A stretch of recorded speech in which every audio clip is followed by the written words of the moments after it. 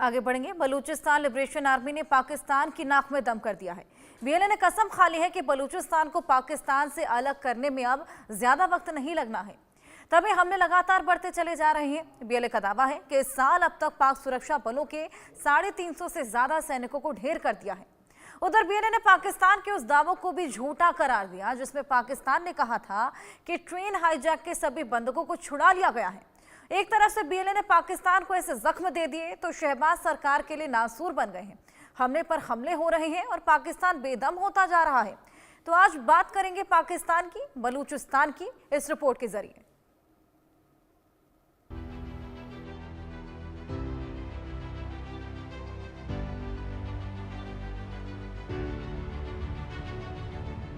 खंड खंड होगा पाकिस्तान, अलग होगा बलूचिस्तान। इस बार बलूचिस्तान अलग होकर ही मानेगा। पहले ट्रेन हाईजैक, अब पाक सेना पर अटैक। बलूचिस्तान ने ठान लिया, पाकिस्तान पर वार किया। अलग होकर ही मानेगा बलूचिस्तान। बलूच लिबरेशन आर्मी ने पाकिस्तान में हाहाकार मचा दिया है। लड़ाकों ने कसम खा ली है कि इस बार चाहे जो हो जाए बलूचिस्तान को अलग करके ही दम लिया जाएगा। ट्रेन हाईजैक के हुए अभी कुछ घंटे भी नहीं बीते थे कि पाकिस्तानी सेना के काफिले पर एक बड़ा हमला हो गया। खबर क्या है, जरा तस्दीक कीजिए। बलूचिस्तान के नौशकी जिले में एक आत्मघाती हमला हुआ। पाकिस्तानी सेना के काफिले को निशाना बनाया गया। ट्रेन हाईजैक के बाद बीएलए ने इस हमले की जिम्मेदारी ली। बीएलए ने 90 पाकिस्तानी सैनिकों की मौत का दावा किया। बीएलए के प्रवक्ता जियांद बलूच का बयान सामने आया। एक आत्मघाती हमलावर ने एक बस को निशाना बनाया, उसके बाद दूसरी बस पर गोलीबारी की। काफिले में कुल मिलाकर 8 बसें थी। हमले में एक बस पूरी तरह से तबाह हो गई। बीएलए के फतेह दस्ते ने बस को पूरी तरह से घेरा। बस में मौजूद सभी सैनिकों को मार डाला गया। एक सप्ताह के भीतर बलूच विद्रोहियों का यह दूसरा बड़ा हमला है। मंगलवार को बीएलए ने क्वेटा से पेशावर जाने वाली जाफर एक्सप्रेस ट्रेन हाईजैक कर ली थी। ट्रेन में 450 से ज्यादा यात्री सवार थे। ट्रेन पर कब्जा करने के बाद बीएलए ने बुजुर्गों, महिलाओं, बच्चों को जाने दिया था। उधर पाकिस्तानी सेना ने दावा किया था कि उसने सभी बंधकों को रिहा कर लिया, लेकिन बीएलए ने पाकिस्तानी सेना के दावों को झूठ बताया और कहा कि 214 बंधकों को मार दिया गया जो पाकिस्तानी सेना के जवान थे। बीएलए के दावों पर गौर करें तो साल 2025 में कुल मिलाकर 26 हमलों में 350 से ज्यादा पाकिस्तानी सैनिक ढेर हुए हैं। 2024 में 76 हमलों में 151 से ज्यादा पाक सैनिक ढेर हुए हैं। 2023 में 29 हमलों में 50 से ज्यादा पाकिस्तानी सैनिक ढेर हुए हैं। 2022 में 50 हमलों में 80 से ज्यादा पाक सैनिक ढेर हुए हैं। 2021 में 13 हमलों में 21 से ज्यादा पाक सैनिक ढेर हुए। ये आंकड़े साबित कर रहे हैं कि बलूचिस्तान लिबरेशन आर्मी के हमले साल दर साल बढ़ रहे हैं। पाकिस्तान के सैनिक ढेर हो रहे हैं। शहबाज की टेंशन बढ़ रही है। पाकिस्तान के खंड खंड होने का डर सता रहा है और सबसे बड़ी बात लग रहा है कि बीएलए के लड़ाकों ने बलूचिस्तान को हर हाल में अलग करने की कसम खा ली है। Bureau report, India news. Pakistan में छिपे हिंदुस्तान के दुश्मन दहशत में हैं। उनकी इस दहशत की वजह है हिटमैन, जो एक एक कर इन आतंकियों को जहन्नुम पहुंचा रहा है। हिटमैन ने एक और आतंकी को अब नर्क का रास्ता दिखा दिया है। इस आतंकी का नाम है अबू कताल, जो हाफिज सईद का बेहद करीबी था। कैसे हिटमैन ने अबू कताल को पहुंचाया जहन्नुम और अब हिटमैन की लिस्ट में किसका है अगला नाम, हमारी इस खास रिपोर्ट में देखिए।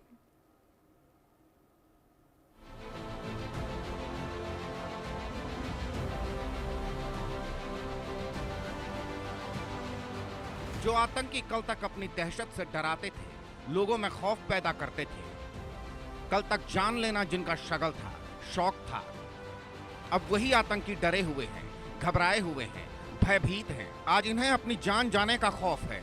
ये आतंकी छिपते फिर रहे हैं क्योंकि पाकिस्तान की पनाह में बैठे हिंदुस्तान के इन दुश्मनों के पीछे एक हिटमैन पड़ चुका है। कौन है ये हिटमैन, क्यों कर रहा है आतंकियों की चुन चुन कर हत्या, ये आपको आगे बताएंगे। लेकिन पहले ये जान लीजिए इस हिटमैन का सबसे ताजा शिकार कौन बना है। फैजल नदीम उर्फ अबू कताल उर्फ कताल सिंधी। ये लश्कर तैयबा का आतंकी और हाफिज सईद का भतीजा था। अबू कताल शनिवार को पाकिस्तान में मारा गया। इसको एक अज्ञात हिटमैन ने मौत की नींद सुला दिया। पाकिस्तान के पंजाब प्रांत के झेलम में बाइक सवार बदमाशों ने कताल को निशाना बनाया।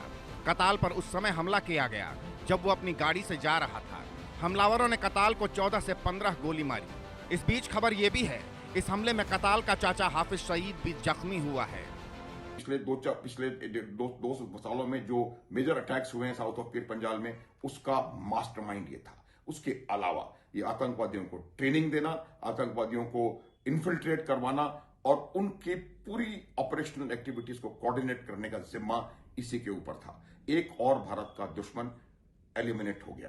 इसका मेरा ये मानना है कि ये भारत के सुरक्षा एजेंसियों की बहुत बड़ी जीत है, क्योंकि ये बहुत सफल तरीके से इसने पिछले कुछ 2-1 वर्षों में साउथ ऑफ पीर पंजाल में ऑपरेशंस करवाए हैं। जम्मू कश्मीर के रियासी जिले में तीर्थ यात्रियों पर बस पर हुए हमले का मास्टरमाइंड था।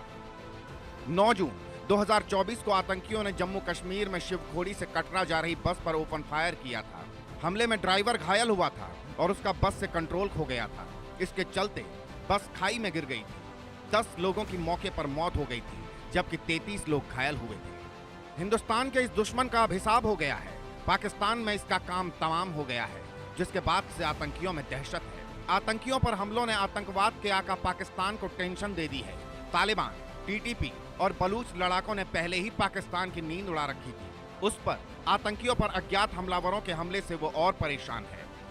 पाकिस्तान में भारत के दुश्मनों के टारगेट किलिंग का सिलसिला पिछले कुछ 2-3 साल में शुरू हुआ है। 2021 में आतंकी हाफिज सईद पर भी हमला हुआ था। हालांकि उस हमले में हाफिज सईद बच गया था। कहा जाता है यहीं से अज्ञात हिटमैन की दहशत शुरू हुई। इसके बाद से तो भारत के दुश्मनों को पाकिस्तान में अज्ञात हिटमैन चुन चुन कर मार रहा है।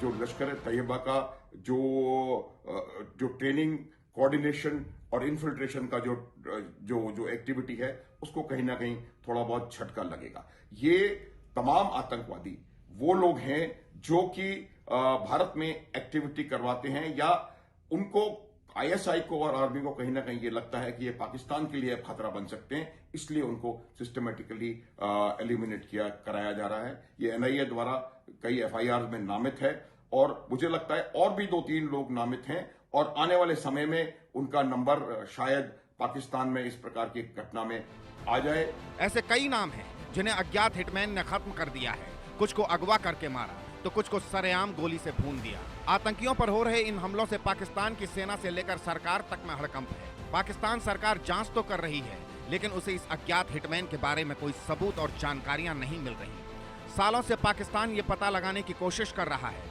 आखिर ये अज्ञात हिटमैन कौन है, लेकिन अब तक उसके हाथ खाली हैं। उधर हिटमैन एक एक कर भारत की वांटेड लिस्ट में शामिल आतंकियों का काल बन रहा है। Bureau report, India news.